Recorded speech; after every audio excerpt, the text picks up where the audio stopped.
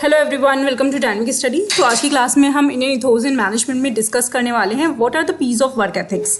ये 5 पीस क्या हैं वर्क एथिक्स के, या ये 4 पीस क्या हैं वर्क एथिक्स के। तो देखिए, ये पीस जो होते हैं ये प्रिंसिपल्स होते हैं जिनके ऊपर एक ऑर्गेनाइजेशन की वर्क एथिक्स बनाई जाती है, फॉर्म की जाती है। अब ये बहुत ज़्यादा ज़रूरी है क्योंकि ये पिलर्स ही ऐसे होंगे जो आपके वर्क एथिक्स को फॉर्म करने में आपके ऑर्गेनाइजेशन की मदद करेंगे। ठीक है, वर्क एथिक्स बोल लीजिए या फिर वर्क इथोस बोल लीजिए या फिर आप 5 पीस ऑफ एथिकल पावर बोल लीजिए, ये सारी चीज़ें सेम है। तो चलिए स्टार्ट करते हैं इन 5 पीस के बारे में। तो देखिए, यहाँ पे मैंने 5 पीस कवर की है, कहीं कहीं पे 4 पीस होती है, 5th हम नहीं लेते हैं। ठीक है, तो हम पहले देख लेते हैं कि ये क्या है 5 पीस। पहला है आपका पर्पस, दूसरा है प्राइड, तीसरा है पेशेंस, चौथा है परसिस्टेंस एंड पांचवा है आपका पर्सपेक्टिव। देखिए, सबसे पहले हम देखते हैं पहला, दैट इज पर्पस। पर्पस आपका, सबसे पहले मैं आपको ये बताऊंगी कि पर्पस गोल से अलग होता है। पर्पस को ये मत समझ लीजिएगा कि ये गोल है।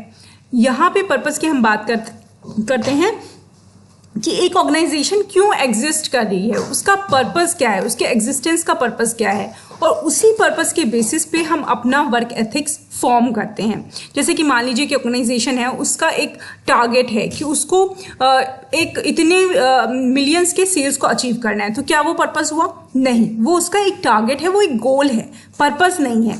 उसका पर्पस ये हो सकता है कि उसको मार्केट लीडर बनना हो, ये उसका पर्पस होता है। जैसे कि अगर हम एक व्यक्ति की बात करें कि एक व्यक्ति का ये पर्पस हो सकता है कि उसको लाइफ में कुछ बहुत अच्छा अचीव करना है। ठीक है, और उसने क्या अचीव किया है, वो क्या कर रहा है, वो उसके गोल्स हो सकते हैं। पर्पस आपके गोल से बहुत बड़े होते हैं। ये एक होलसम कॉन्सेप्ट है, ठीक है, जिसमें कि आपका गोल आता है।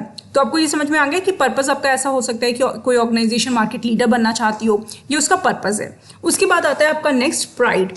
प्राइड का मतलब यहाँ पर ये हुआ कि हो सकता है कोई ऑर्गेनाइजेशन किस चीज़ में प्राइड फील करती है, उसको क्या लगता है कि वो ऑर्गेनाइजेशन जो काम कर रही है या उसका जो भी लक्ष्य है उसका क्या प्राइड है, क्या उसको उसमें प्राइड फील आ रहा है। अगर प्राइड होगा तभी उसका वर्क एथिक्स स्ट्रांग होगा। जैसे कि मान लीजिए कि कई सारे ऐसे ऑर्गेनाइजेशन है जो बोलते हैं कि हम सस्टेनेबल ऑर्गेनाइजेशन है, हम सस्टेनेबल बिजनेस है, तो ये क्या होता है, ये उनका प्राइड होता है। ठीक है, उसके बाद आपका आता है पेशेंस। पेशेंस की मतलब कि कोई ऑर्गेनाइजेशन कितना ज़्यादा पेशेंटली एक सिचुएशन को हैंडल करती है, उसके वर्क कल्चर में किस तरीके से पेशेंस है। जैसे कि मान लीजिए कोई ऑर्गेनाइजेशन है जो कि अपना कोई एक पर्टिकुलर क्वार्टरली जो उसका आप कह सकते हैं टारगेट है वो मिस कर दिया, तो क्या उसके बाद वो कितने अच्छे से उसका नेक्स्ट टारगेट अचीव कर पाती है या नहीं कर पाती है, वही उसका पेशेंस होता है। देन आपका आता है परसिस्टेंस। परसिस्टेंस का मतलब होता है अटलता। कोई काम को हम लगातार कॉन्टिन्यूसली कितने बार तक कितने अच्छे तरीके से कर पाते हैं, उसी को हम परसिस्टेंस कहते हैं।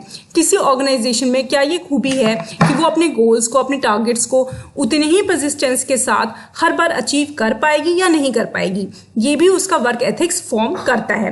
देन आपका आता है पर्सपेक्टिव।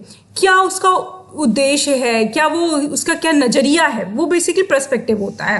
कहीं कहीं पे इसको इंक्लूड किया जाता है, कहीं कहीं पे ये इंक्लूड नहीं किया जाता है। 4 पीस अगर आपसे पूछा जा रहा है तो आपका purpose, pride, patience and persistence होगा, और अगर 5 पूछा जा रहा है तो purpose, pride, patience, persistence and perspective होगा।